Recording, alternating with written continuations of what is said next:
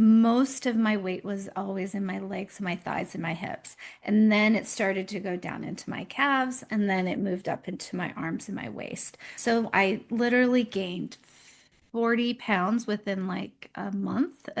Oh my And I went, God.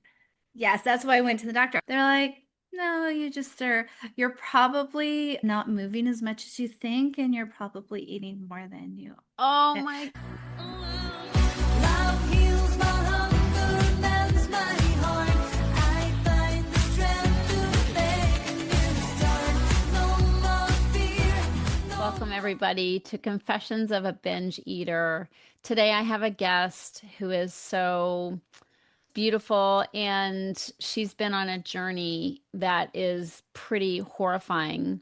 And it will help you if you've been on a similar journey, trying to figure out some mystery illnesses, or just help you feel more grateful that you have it as good as you have it. So, either way, she has a powerful message, but also her heart. Her heart is big and she's a gentle warrior. And I'm really honored to have her on the show. She's spent so much time as a therapist, as a love and relationship coach. Then she's started, because of her own experiences, started helping women with chronic illness and the trauma that comes with people not understanding or believing you about your symptoms. She's a former dance movement therapist. She's done a lot to help herself and to help others. But her most personal journey is the one that we're focusing on today, because if you do have mystery illnesses, especially anything having to do with lipedema or hypermobility or MCAS and a few other ones that she threw in there, and just chronic pain, I think you'll really enjoy her and her message. Welcome, Donna. I am so happy to have you to the show. Thank you. I'm so excited to be here. So this is really fun. I was on Donna's podcast, and then I said, "Well, do you have more time? Because we could just swap it right now." So that's what we're doing. And she's super fun to hang out with. So Oh, thanks for being here. And yeah, so we didn't even get to recording me on your podcast for a little bit because you started telling me your story, and I'm like, "Oh my God, you need to be on my podcast." So will you tell everybody listening about kind of your journey and how you ended up here doing what you do? okay. I have some invisible illnesses. That's kind of what they're called. In 2023, I got diagnosed with lipedema and hypermobility EDS, MCAS, which is mast cell activation syndrome. And then I already knew I had POTS, but it was like POTS. I can't say all the things, but basically, it has to do with when you stand up, your heart rate doesn't do what it's supposed to. So it kind of makes you dizzy. So there's a lot of lying down. And then after I got diagnosed with those two things, so lipedema is a fat disorder. That means that the fat you have is diseased and it doesn't respond like a normal fat. So it's not like you gain weight and then you lose weight and you gain weight and you lose weight. Once it bulks up, because it's a connective tissue and a lymphatic system disorder, once you get volume there, it grows. And not only is it fat, it's also painful fat Mm, and it will affect your mobility. So wow. that so you might bruise a lot. So how it's defined um, is usually it's symmetrical, meaning both sides of your body have the same thing. It's not like lymphedema is where like if you have cancer, if you have something like something swells up, one side gets bigger. Lipedema is symmetrical. It's usually more there's different types and versions. Like more classically, it's your lower legs are bigger. So your waist might be really small and your upper body might be small. But then you look at someone on their bottom and they look like they don't belong. The Mm, hips are usually involved, the thighs are bigger. And then there's no swelling at that's called cuffing at your hands or your feet. So the fat goes down and it just kind of stops. So it looks like column legs, they look like tree trunk legs. You have this feeling of like your legs are always heavy, they feel like concrete, and you don't really understand why. There's a lot of pain. So in addition to that, who knows why? Maybe because I'm lucky. I can never say the medical name, but it's ME slash chronic fatigue syndrome. So it's the Okay. official. So I was going to someone because I changed my diet for the millionth time. I've always eaten like really clean foods. Like I'm going to be 55 next week. And so in the 80s, I was at the health food store. I was kind of always kind of had this obsession about food. My parents didn't, but I was like, I need to eat healthier because I knew my body just didn't respond like in puberty. So there's just something. So I ate really clean. I didn't eat meat. Health food stores, if you've been in them in the 80s, like that was the only, if you wanted to eat anything alternative, that was it. Yep. You made your Yep. own textured vegetable protein. It was like kind of gross food, but whatever. So, I remember it well. Yep, I remember it. yeah. So I do that, and I kind of always was very focused on my thighs. I'm like, why don't my thighs look like my friends? I dance, I do this stuff. I had ballet teachers go, you're really good technique, but ballet dancers don't have those thighs.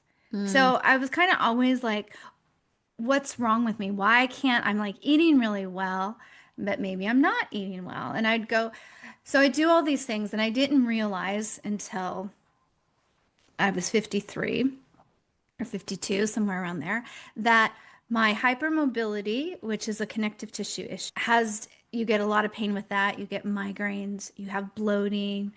There's all of these things that you get with that.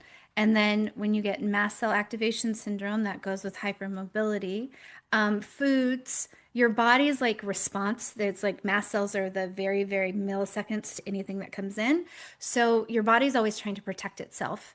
And in doing so, you get too much reaction. So it's too much histamine. So all the foods that I was eating, like avocado and fermented foods and Trying to be nuts and healthy. raspberries and all of that stuff was Wow. actually making me sicker and sicker and sicker and giving me more Wow. and more pain.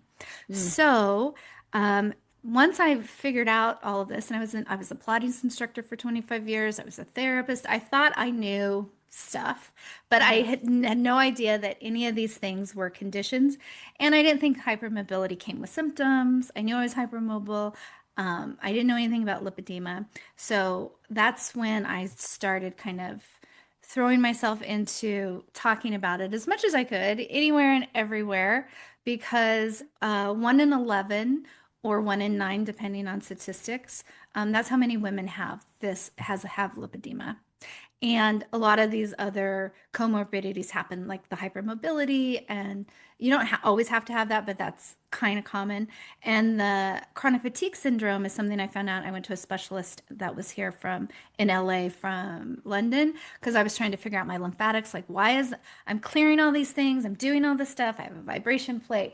I've I'm eating according to the Swiss Institute of Food, which is super restrictive. I'm doing all these things and there's no change. And he's like, oh, well, you have chronic fatigue syndrome. I was like, I've heard of it, but I was like, no. So chronic fatigue syndrome they've done recently research that it's a brain issue. So your brain thinks that your body's sick because you've had a virus. So Mm. it's not communicating with your central nervous system. And so you really have a lot of brain fog, you're tired, like you're like doing dishes would like wipe you out. So there's all these Is things. it also called adrenal fatigue? Is it the same? No, this is your brain, your hypothalamus doesn't speak to your central nervous system. Okay. So your system's not clearing how it should. So there's Okay. lots of symptoms involved in it, but brain fog, like it's not just tired, it's like you really can't, like if you do, you have to manage how much energy you have because if you do the dishes or taking a shower, sometimes that's the only thing you could do. And it Wow. sounds ridiculous, and you're like, there's no way that's a thing, but it is. And then the healing for that is to do half of what you could perceived to do. So, I mean, I used to have that, and I thought they changed the name to something else, but I Mm-mm. have at one time had it and I know exactly. It's just it's hell because you just can't, you're so tired. Yes, you're just, it's insane. Yes. So, having all of those things, but my main thing is the lipedema because that is where obesity and this disease kind of get mixed up in minds of doctors. Doctors don't know about lipedema. Very few know. The more and more are knowing about it a little bit Hmm. because of social Hmm. media. And there's, but you know, women in research, and if it's typically like, oh, I've been told everything like, well, it's your age. I'm like, oh, Right. well, then am I in menopause? Am I doing stuff? They're like, well, no, all your hormones look good. We're not going to put you on any sort of hormone replacer or Right. tease, but all your pain and all that stuff, it's just like you're a woman and this just happens. And I was like, that's Ah, so that's why I talk about it, just so if people, even to understand the term yeah, and that's why I that. want you to be on the show because it's like there are women struggling with weight and this could be something they need to check out. Definitely. Because, Yeah. food is like universal. We need it, right? But Yeah. also, when you have like body issues, which I would say I didn't, my whole life, I just thought it was normal.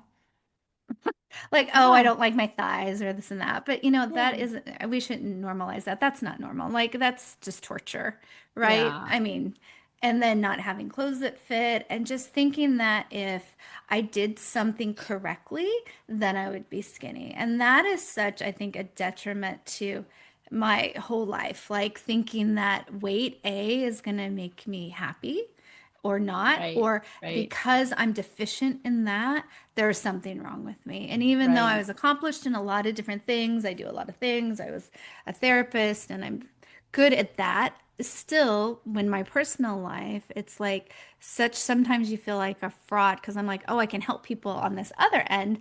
But I, because of the size of my thighs, feel like I am just a total loser, which if other people feel that way, it's not a normal thought, but it's normal like you might feel that way. And there really is nothing wrong with you. And I had to really figure out like how can I, if I was going to be in this body and continue to get and not be able to walk and be in so much pain, how can I be okay with it?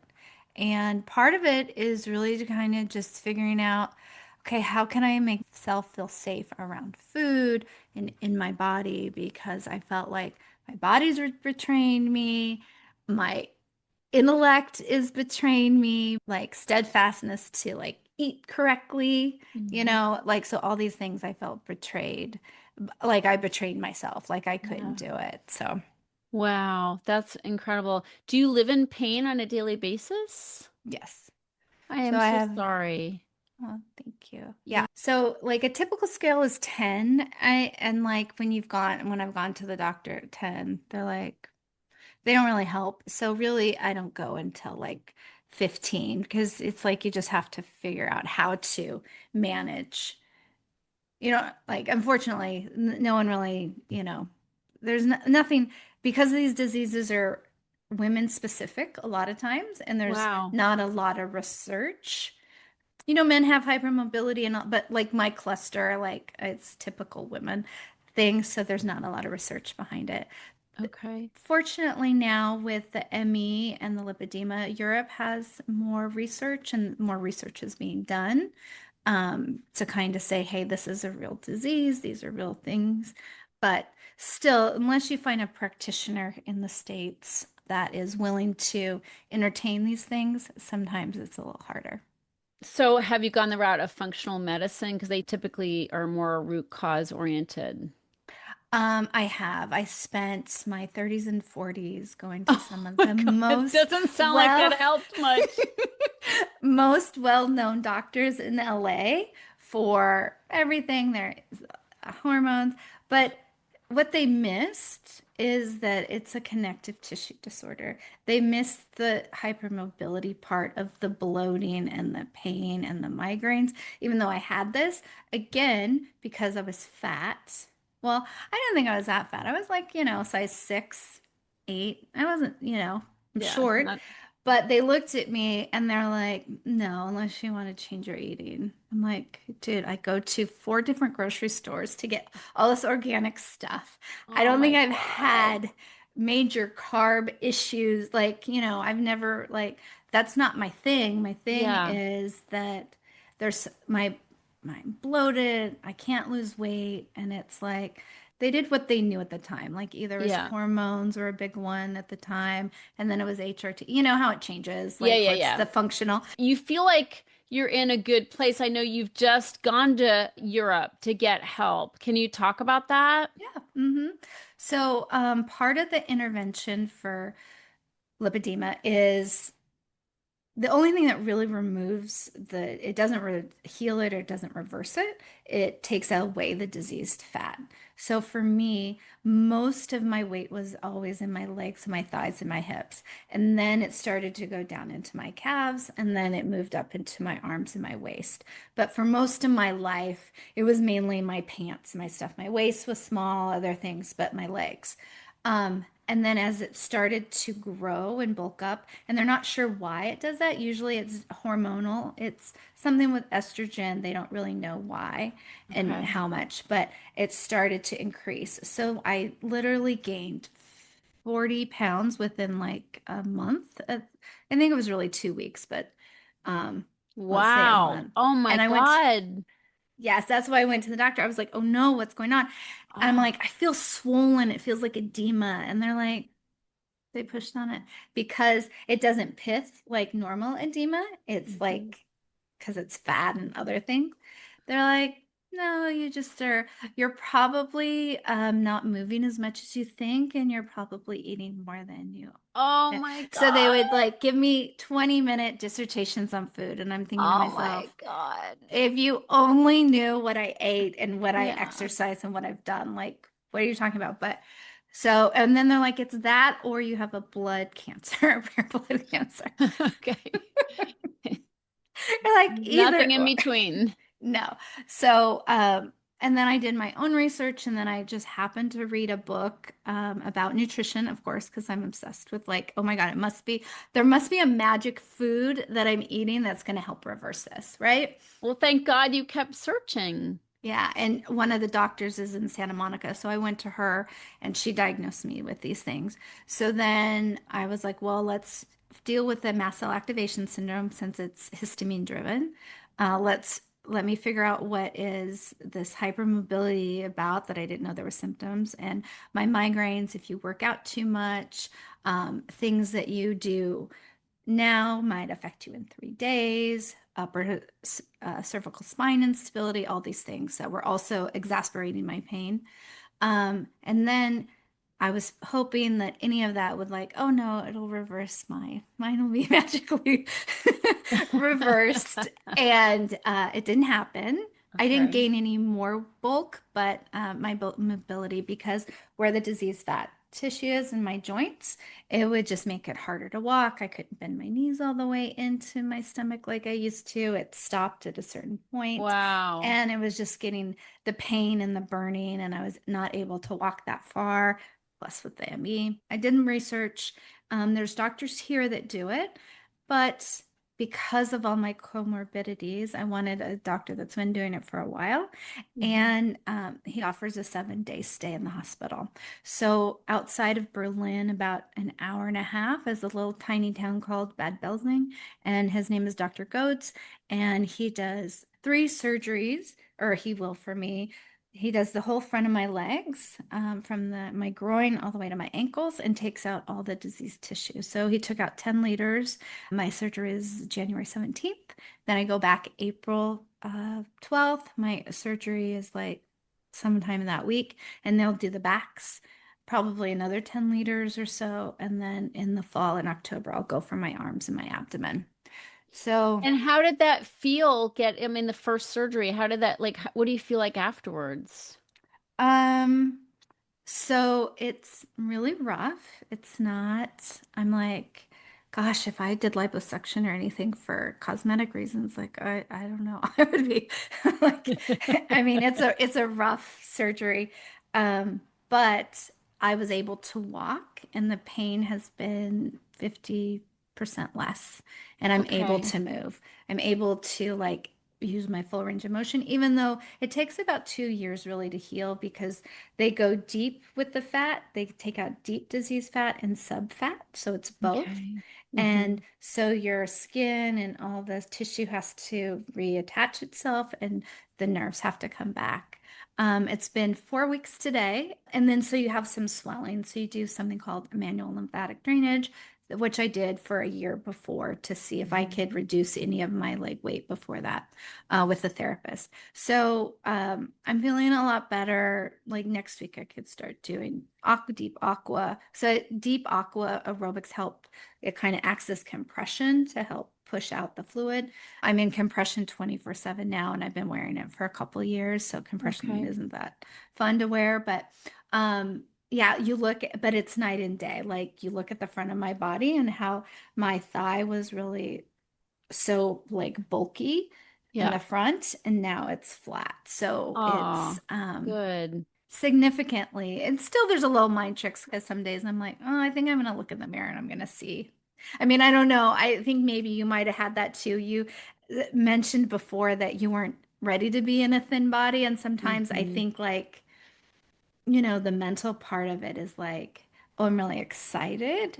Like Yep. maybe this is hopeful, but there is that kind of like trauma, I would call Yeah. it, is like, Yeah. oh God, is it really going to work? Is it going to turn out? Am I going to wake up one day and this isn't really true? Like Oh, I'm after still all going that through that. effort, that's a ton of effort. Well, I just really applaud you, Donna, for persisting. It sounds like an incredible journey you've been on and so hard, to have doctors tell you something that isn't correct. To be gaslit that way is really hard. And I'm sorry you've had that experience. And I know people with mystery illnesses know what that's like because doctors just think they know and they think they know when like they tell you something that doesn't align with what your experience is, but they're the doctor, so it can be a really a mind twist to say the least. So Yes. pulling the right words here. So, anyway, and I'm so glad you persisted and that you are getting help, even though it's not like a quick fix or a cure. You're such a beautiful soul. And I'm so glad we've Oh, met because you just have so much humility and like gentle fierceness about you that you are not content to just take up other people's word for it. And that is part of the healing journey, definitely the heal your hunger journey is we need to find our voice and we need to follow our heart and those nudges from God inside, and I call it divine discontent, when we're not content with just saying, oh, well, I guess that's how it is. It's like, no, there has to be a solution. And so obviously your road has been much harder than others. And I will say, for anybody listening, especially my clients, the takeaway here is be grateful for your struggles, right? Because there are struggles that some people go through their meditation and prayer and walking in community don't necessarily heal. And so God bless you, Donna, for being a warrior and finding a path. And I hope you'll keep speaking up about this so women who are going through it stop feeling like they're crazy or, certainly feeling so lonely with what they struggle with. So you're really, you're doing it. And I'm glad you're on the show to talk about it for anybody who can relate or knows somebody. Please pass this episode along to somebody who you think might have this problem. I mean, that's what we do as women. We talk and we share vital information, and that's the network we're a part of, and it's beautiful and wonderful, and we can help somebody heal from it. So, any words of wisdom for that woman who is in a similar struggle that you would that just like to share? yeah, like you said, don't give up, but and also do find communities where you have those tools of meditation, of working on yourself, of self-discovery. Because I think if I didn't have that as far as like a background, Hmm. it's kind of twofold. I'm like, why haven't I figured this out? I have all this education, I should. But at the same time, if I didn't have that, I think I would mentally and physically be in a worse space, because Yes. it can be very lonely and dark, and you're just like, being in chronic pain sucks. Yeah. So, and it changes your perspective of like how you live your life and joy and all that stuff. And also trying to communicate it with someone that doesn't understand. So find communities, even if, it's not the exact community, find the community where you feel comfortable sharing. It doesn't have to be a lipedema community or but find people that get you and that Mhm. resonate with what you want. Because I do think that, I mean, there's been many nights, whether it's been migraines or lipedema, like, God, why? Like, what am I going to learn from this? Yep. Or, and then part of it's just like, okay, well, this is just the body I have. These are the things, and how can I feel as peace as I can with that? Because I really think finding those tools and finding someone like Tricia, or someone that you like, they get you on a food level, like not as you need to eat this and there's no shame and it's not Yeah. willpower. It's just like, let's figure out your relationship with everything. Food Yeah. is a good one to see your inner parts. Yeah. It comes out in my with my husband constantly. Find someone that can help you understand your relationships with some things that are external, and that will Yeah. help you kind of figure out your internal relationship. Because at the end of the day, going through all this stuff, I don't say, I no longer think no pain, no gain isn't anything. Like all of those colloquialisms that I think like push harder, do more. Um, there's tenacity, but doing more actually is, when you have chronic illnesses like this, is actually makes things worse. So figure out how not to do more, how not, we talked Yeah. about people pleasing, how to Yep. say no, but in a way that honors what you want to do, not no for no sake, just, but like really is like, okay, you want to care for your family. How can you ask for support? Maybe not no. So Yeah. figure that what works out for you. So find communities that enrich you and help you figure out these things that we should know in life, but we don't. Amen. Amen to that. Yes, so, so important that we don't walk our paths alone, that we're arm in arm with others who can support us, and dealing with the living stuff, addressing our life and our stress, right, is so valuable. And certainly for overcoming emotional eating, it's vital. We must deal with this. And overdoing definitely won't solve the overeating problem, and it only exacerbate it. So thank you so much. Are you a Thank you. resource for people who are struggling with this? Tell us about Yes. that. So I have a website, so I help people kind of I'm not doing any therapy work right now, because I'm healing for the next year, Mhm. but I do help connect you to other people and give you sources of like what to say to doctors. I also have an added thing called central lymphatic issues. So not my lymphatics also have a central issue. Not everyone has that. So I have resources to help you like navigate this whole big complex thing, because like anything, like trying to figure out emotional eating or not, this isn't just one little thing. There's so many different parts to it. Yeah. Yeah, so I have resources. So it's, my website is donnapiper.com.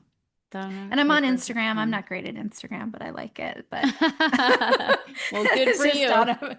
Good for And it's you. the Donna Piper. Like, so I'm honest Okay. about that. I'm not the Yeah. best at social media, but um, That's okay. I do I have don't know who a is, resource to be base. honest. I don't know who is. So, if we're in there at all, good on us. So Yeah. lovely to have you. Thank you so much for coming on the show. Thanks for having me on your show. And Donna's show is beautifully called Dear Body, I'm Listening.